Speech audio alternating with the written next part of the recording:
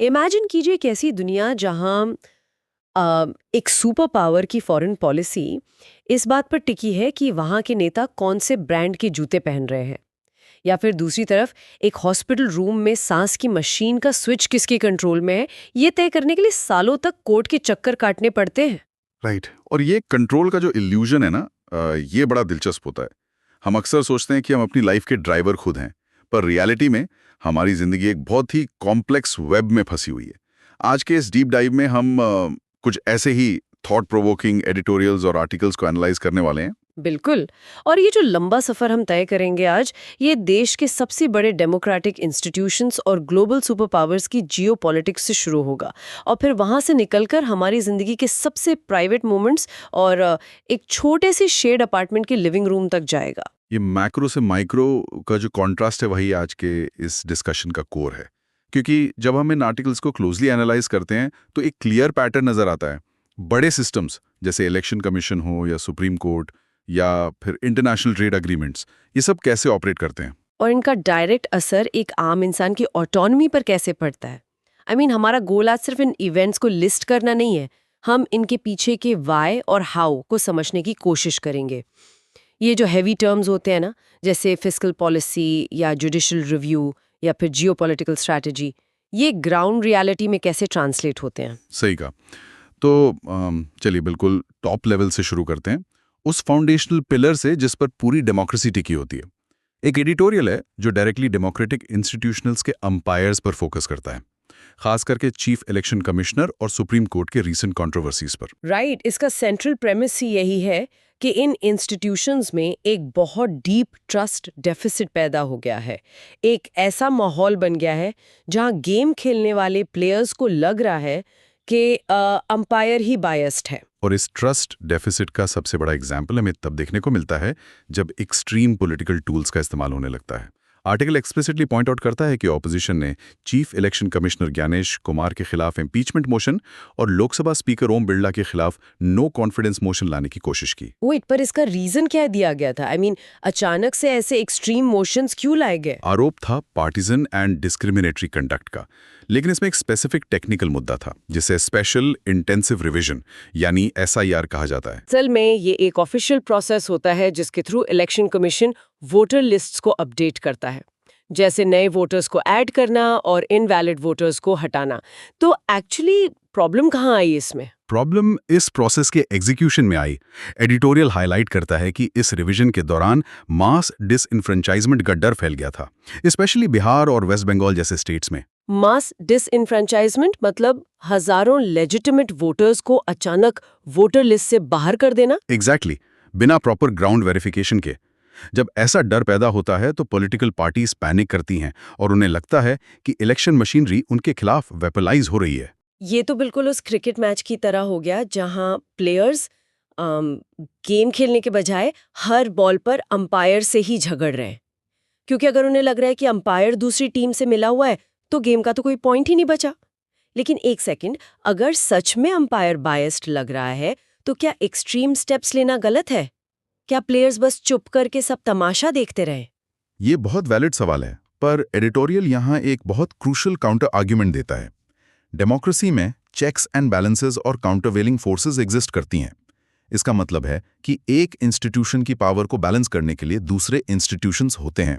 जैसे पास्ट में supreme court ने इंटरवीन करके इलेक्शन कमीशन को ट्रांसपेरेंसी लाने और आधार को एज अ प्रूफ इंक्लूड करने पर मजबूर किया था, राइट? हाँ, बिल्कुल वही। ऑथर आर्ग्यू करते हैं कि इम्पीचमेंट मोशन जैसे टूल्स तब यूज करना जब नंबर्स ही ना हो, एक तरह का कॉप आउट है।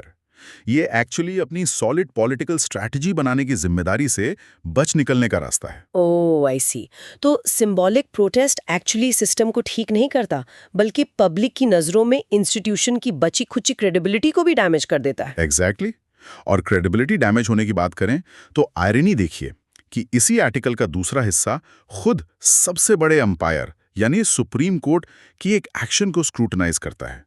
मुद्दा जुडिशियल रिव्यू और एक तरह की इंटेलेक्चुअल सेंसरशिप का है। हाँ, ये वाला पार्ट बहुत इंटरेस्टिंग था। हुआ ये कि एससी ने एनसीईआरटी टीम के कुछ टॉप एक्सपर्ट्स को ब्लैकलिस्ट करने का ऑर्डर दे दिया। इन एक्सपर्ट्स में हिस्टोरियन मिशेल डनीनो और लीगल एक्सपर्ट आलोक प्रसन्ना कुमार जैसे बड़े नाम शामिल थे। पर इस सब का ट्रिगर क्या था? ट्रिगर बहुत ही छोटा सा था। क्लास 8 की एक सोशल साइंस टेक्स्ट बुक में जुडिशियल करप्शन का एक रेफरेंस दे दिया गया था। वही सबसे बड़ा पैराडॉक्स है, क्योंकि बुक में जो रेफरेंस दिया गया वो हवा में से नहीं आया था। Wait, really? तो वो रेफरेंस कहाँ से आया था? वो actually former chief justice of India BR Gavai की ही एक पुरानी स्पीच पर बेस था, जहां उन्होंने खुद एक्नॉलेज किया था कि सिस्टम में करप्शन एग्जिस्ट करता है। एडिटोरियल इस एक्शन को SC के अपने ही हिस्टोरिकल स्टैंड्स के खिलाफ बताता है। ये तो सच में अजीब है। आई मीन, सुप्रीम कोर्ट की स्ट्रेंथ हमेशा से उसकी ओपन माइंडेडनेस और कंस्ट्रक्टिव क्रिटिसिज्म एक्सेप्ट करने की आदत रही है। NCERT टेक्स्ट बुक्स पिछले एक दशक में लगातार पॉलिटिकली मोटिवेटेड डिलीशंस का शिकार रही हैं। सही बात है। और ऐसे माहौल में अगर देश की सबसे बड़ी अदालत भी सेंसर मोड में आ जाए, तो ये फ्रीडम ऑफ एक्सप्रेशन की हिस्ट्री को एक बहुत बड़ा डिसर्विस है। तो एक तरफ डोमेस्टिक अंपायर्स अपने डिसीजंस और रिएक्शंस को लेकर स्क्रूटिनी में है, पर जब हम इन डोमेस्टिक बॉर्डर्स से बाहर निकलते हैं तो पिक्चर और भी कॉम्प्लेक्स हो जाती है। चलिए डोमेस्टिक इंडिपेंडेंस से शिफ्ट होकर नेशनल इंडिपेंडेंस और ग्लोबल पॉलिटिक्स को अनपैक करते हैं। हाँ, एक और एडिटोरियल है जो बताता है कि कैसे ग्लोबल लेवल पर ट्रेड का वेपनाइजेशन हो रहा है और इसका सीधा असर इंडिया की आत्मनिर्भरता या सेल्फ रिलायंस पर पड़ता है। इस आर्टिकल का सेंट्रल आर्ग्यूमेंट ये है कि यूनाइटेड स्टेट्स द्वारा ऑयल इंपोर्ट्स और एनर्जी सप्लाईज को एज अ वेपन यूज करना इंडिया की इंडिपेंडेंट फॉरेन पॉलिसी के लिए एक मैसिव कंस्ट्रेंट बन चुका है। और इसको समझने के लिए थोड़ा हिस्टोरिकल कॉन्टेक्स्ट जरूरी है। इंडिया हिस्टोरिकली 4 मेन चीजों के लिए एक्सटर्नली डिपेंडेंट रहा है: food, foreign exchange, defence equipment और एनर्जी। राइट, ये पॉइंट्स हिस्ट्री के बहुत क्रिटिकल टर्निंग पॉइंट्स रहे हैं। ऐसा लगता है जैसे ये एक्सटर्नल डिपेंडेंस ऐसे रेंटेड हाउस में रहने जैसा है जहां लैंडलॉर्ड जब चाहे तब इलेक्ट्रिसिटी या पानी का कनेक्शन काट सकता है। वो परफेक्ट एनालॉजी है और हिस्ट्री में हमने ये इलेक्ट्रिसिटी कट होते हुए देखी है। 1962 की चाइना वॉर के टाइम हमारी डिफेंस डिपेंडेंसी एक्सपोज हुई। उसके बाद 1965 से 67 में जब इंडिया में फूड क्राइसिस था, तब US president Lyndon B Johnson ने फूड एड को वेपनाइज किया था, जो PL 480 शिपमेंट्स कहते थे। ओह वाओ, उन्होंने लिटरली शिपमेंट्स रोकने की धमकी दी थी ना, ताकि इंडिया वियतनाम वॉर पर US को सपोर्ट करे। बिल्कुल। फिर 1990 से 91 में जब गल्फ वॉर की वजह से ऑयल प्राइसेस अचानक शूट अप हुए, तो इंडिया का इंपोर्ट बिल इतना बढ़ गया कि हमारे पास फॉरेन एक्सचेंज रिजर्व्स ही नहीं बचे।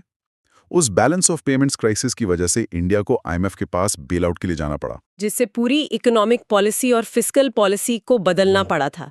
तो पास्ट में खाना, पैसा और हथियार, और आज के टाइम में सबसे बड़ी डिपेंडेंसी एनर्जी पर है। एग्जैक्टली।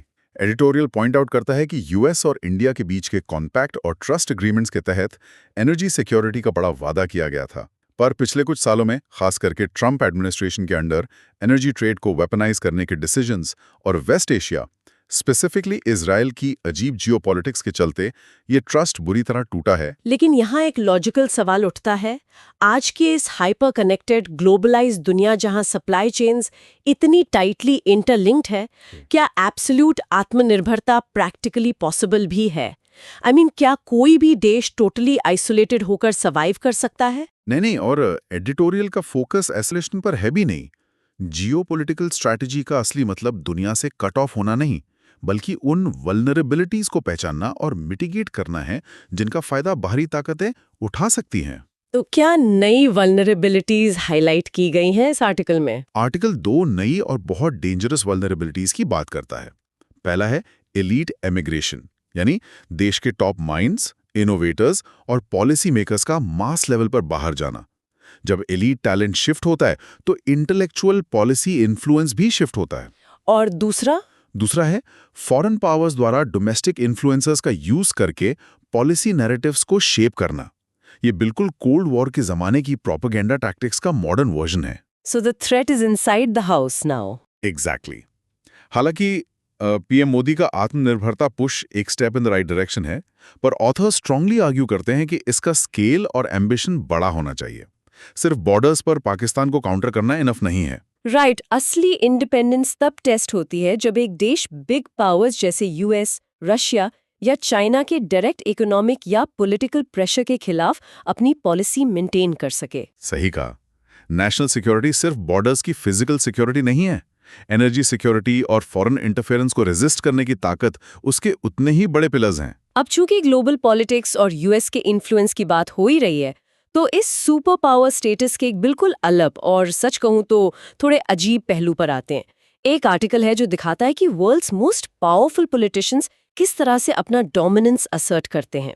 और ये क्रिकेट कैसे असली मुद्दों से ध्यान भटकाने का काम करते हैं। ये मुद्दा पॉलिटिकल ऑप्टिक्स और डिस्ट्रैक्शन एस्थेटिक्स के बारे में है। हम बात कर रहे हैं यूएस कैबिनेट के एक नए अनरिटन यूनिफॉर्म की, फ्लोरशीम शूज। फ्लोरशाइम शूज आर्टिकल हाईलाइट करता है कि डोनाल्ड ट्रंप अपने कैबिनेट मेंबर्स और फेवर्ड ऑफिशियल्स को एक पर्टिकुलर अमेरिकन ब्रांड फ्लोरशाइम के शूज गिफ्ट करते हैं, और इसमें सबसे अजीब कैच ये है कि वो उनका शू साइज गेस करके देते हैं। हाँ, ये पूरा कल्चर 1980s की न्यूयॉर्क ऑट कुटूर और कॉर्पोरेट डोमिनेंस के एस्थेटिक का हिस्सा है, एक तरह का साइकोलॉजिकल पावर प्ले। ये पूरा पावर डायनामिक मुझे उस टॉक्सिक कॉर्पोरेट बॉस की याद दिलाता है जो एसेंशियली चाहता है कि ऑफिस में सब उसकी पसंद की टाई पहने ताकि बिना कुछ कहे उसका एब्सोल्यूट कंट्रोल दिखे। और सबसे वाइल्ड बात यह है कि आर्टिकल के मुताबिक लोगों ने खुश करने के लिए गलत साइज के जूते भी पहन रहे हैं। बिल्कुल, जैसे मीडिया ने पॉइंट आउट किया कि secretary of state Marco Rubio शायद डिलिबरेटली अपने साइज से बड़े फ्लोरशाइन पहनकर पब्लिक इवेंट्स में दिखे। Oh my God, that is just bizarre. I mean super power country के टॉप ऑफिशियल्स अपने बॉस को खुश करने के लिए अनकंफर्टेबल शूज पहन रहे हैं। ये ह्यूमन बिहेवियर का एक फैसिनेटिंग और समवॉट सैड एस्पेक्ट है। इसे हिलरी क्लिंटन के पैंटसूट्स वाले पुराने पोलराइजिंग डिबेट से कंपेयर किया गया है। उस वक्त मीडिया पॉलिसी छोड़कर उनके कपड़ों के कलर्स और कट पर घंटों डिबेट करती थी। राइट, जिसका एक्चुअल गवर्नेंस से कोई लेना देना नहीं था। वही तो। यहाँ ऑथर का काउंटर आर्ग्यूमेंट बहुत स्ट्रांग है। वो कहते हैं कि ये सब एक जायंट डिस्ट्रैक्शन है। जब हम जूतों के साइज, सूट्स की फिट और सुपरफिशियल विजुअल ड्रामास पर फोकस करते हैं, तो हम उन एक्चुअल हैवी मुद्दों को इग्नोर कर देते हैं जो सबकी जिंदगी बदलने वाले हैं। जैसे कि उनका अगला ट्रूथ पोस्ट क्या होने वाला है, या उनकी ट्रेड पॉलिसीज का ग्लोबल सप्लाई चेन्स पर क्या असर पड़ेगा। ये सब कंप्लीटली ओवरशैडो हो जाता है। ऑप्टिक्स मॉडर्न पॉलिटिक्स में पॉलिसी से ज्यादा प्रोमिनेंट हो गए हैं। सही बात है। और ये समझना मुश्किल नहीं है कि आम इंसान कॉम्प्लेक्स जियोपॉलिटिकल स्ट्रैटेजी की बजाय इन विजुअल सोप ऑपराज में ज्यादा इंटरेस्ट क्यों लेता है। वो डाइजेस्ट करना आसान होता है ना। हाँ, डिस्ट्रैक्शन कंफर्टेबल होता है। हाँ, तो मैक्रो लेवल पर हम देख रहे हैं कि इंस्टीट्यूशंस ट्रस्ट डेफिसिट से एग्जॉस्ट हो चुके हैं, इंटरनेशनल ट्रेड खुलेआम वेपनाइज हो रहा है, और पॉलिटिकल डिस्कोर्स जूते और कपड़ों के एस्थेटिक्स तक सिमट गए। इन सारे बड़े सिस्टम्स के बीच एक आम इंसान का कंट्रोल कहाँ बचा? ये बहुत डीप थॉट है, और ये हमें आज के चौथे और सबसे प्रोफाउंडली सेंसिटिव आर्टिकल की तरफ ले जाता है। ये ट्रांजिशन बिल्कुल सही है, क्योंकि पर्सनल ऑटोनॉमी की कमी सिर्फ पॉलिटिशियंस के पावर गेम्स तक सीमित नहीं है। जिंदगी के सबसे वल्नरेबल मोमेंट्स में, जब इंसान लिटरली एक हॉस्पिटल बेड पर होता है, वहां भी ऑटोनॉमी किसके पास है? ये एक डीपली कंटेस्टेड एथिकल मुद्दा है। बिल्कुल। ये एडिटोरियल डाइंग विद डिग्निटी और पैसिव यूथनेशिया की कॉम्प्लेक्सिटीज पर बेस्ड है। इस आर्टिकल का ट्रिगर एक बहुत ही ट्रैजिक केस है। एक यंग मैन जो पिछले 13 साल से वेजिटेटिव स्टेट में था। 13 साल, वाओ। मॉडर्न मेडिकल टेक्नोलॉजी इंसान को बायोलॉजिकली, फिजिकली जिंदा तो रख सकती है, वेंटिलेटर और फीडिंग ट्यूब्स के सहारे, पर इस प्रोसेस का जो साइकोलॉजिकल, सोशल और फाइनेंशियल टोल एक परिवार पर पड़ता है, वो अनइमेजिनेबल है। सही कहा। अगर मैं इस प्रोसेस को एक किताब का चैप्टर समझने से कंपेयर करूं, तो एक अवेयरनेस होनी चाहिए कि कब एक पेनफुल स्टोरी लाइन को ग्रेसफुली एंड करना बेहतर है, बजाय उसे आर्टिफिशियली और पेनफुली खींचने के। लेकिन ग्राउंड रियलिटी में ये करना ऑलमोस्ट इम्पॉसिबल हो जाता है। वही सबसे बड़ी प्रॉब्लम है, और यहाँ लीगल फ्रेमवर्क की रियलिटी और उसके एग्जीक्यूशन का गैप क्लियर दिखता है। 2019 में सुप्रीम कोर्ट ने एडवांस मेडिकल डायरेक्टिव या AMD पर क्लियर गाइडलाइंस दी थी। AMD मतलब एक तरह का लिविंग विल, जिसमें इंसान पहले से लिख कर देता है कि एक्सट्रीम सिचुएशंस में उसके साथ कैसा मेडिकल ट्रीटमेंट होना चाहिए। एग्जैक्टली।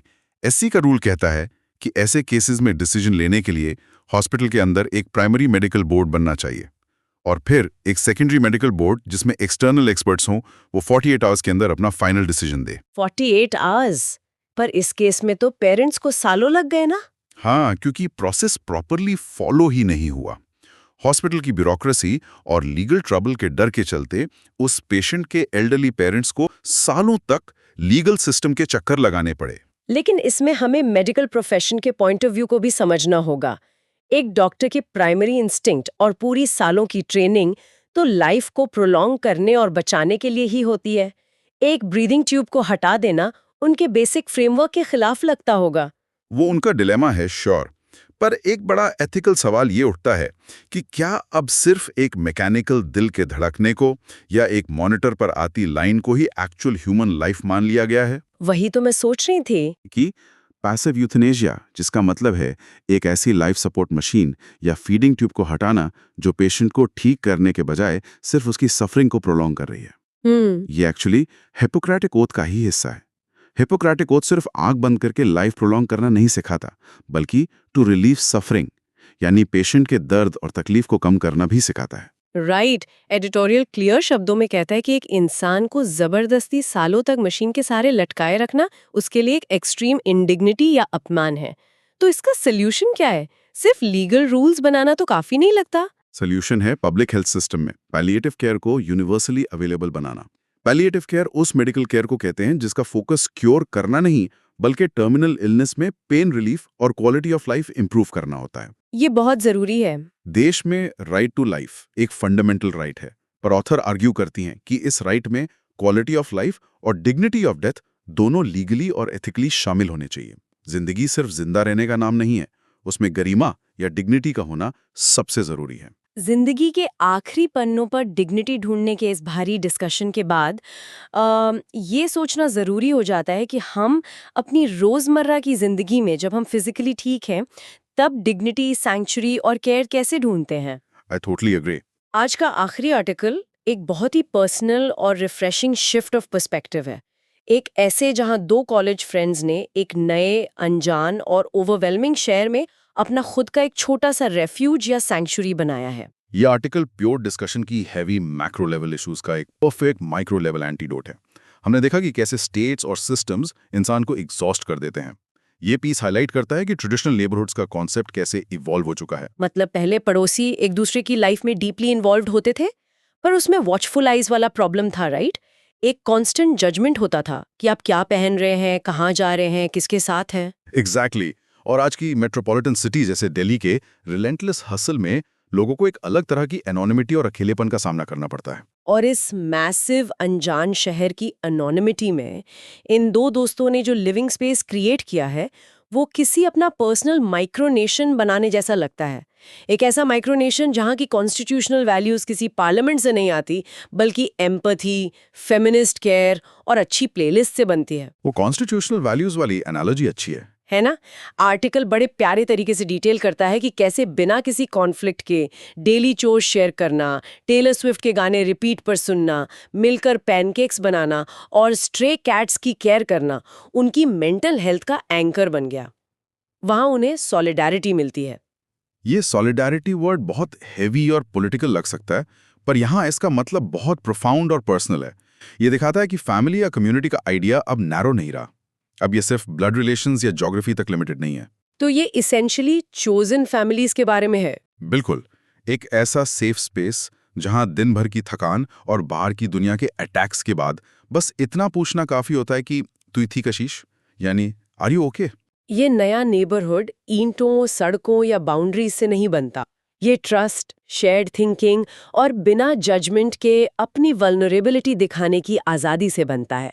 पूरा सिस्टम चाहे कितना ही रिजिड, एग्जॉस्टेड या कंट्रोलिंग क्यों ना हो, एक आम इंसान की सबसे बड़ी रेजिलियंस यही है कि वो आपस में कनेक्शन और हीलिंग ढूंढ ही लेता है। वही तो ह्यूमन स्पिरिट की खासियत है।